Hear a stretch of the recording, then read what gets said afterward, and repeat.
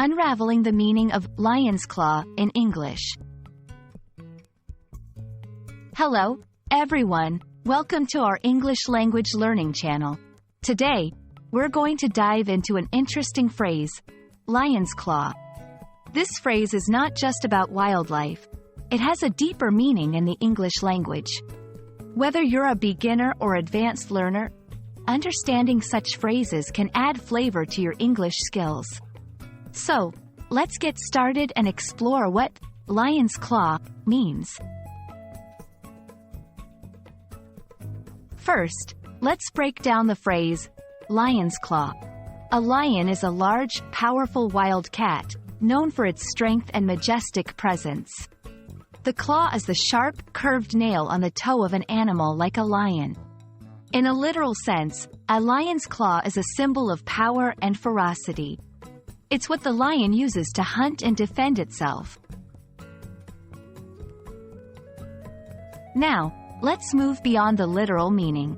In English, the phrase lion's claw is often used figuratively. It can represent something that is powerful or influential, often in a way that is a bit scary or overwhelming. When someone says, "He has the lion's claw in this situation," it means that person has a strong, possibly dominating influence.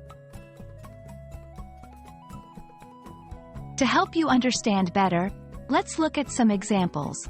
1. In the corporate world, she's known to have the lion's claw, always getting what she wants. 2. Facing the lion's claw of societal pressure can be challenging for young people. In these sentences, lion's claw is used to signify a strong, sometimes intimidating influence or power.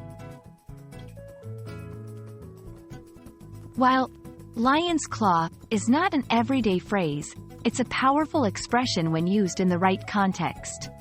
Here are some tips. Use it to describe a situation or person with great power or influence.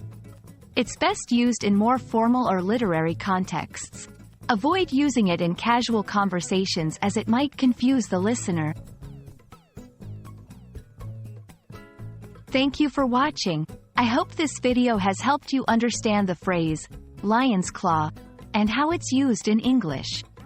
Remember, language is not just about words but also about the imagery and ideas they convey.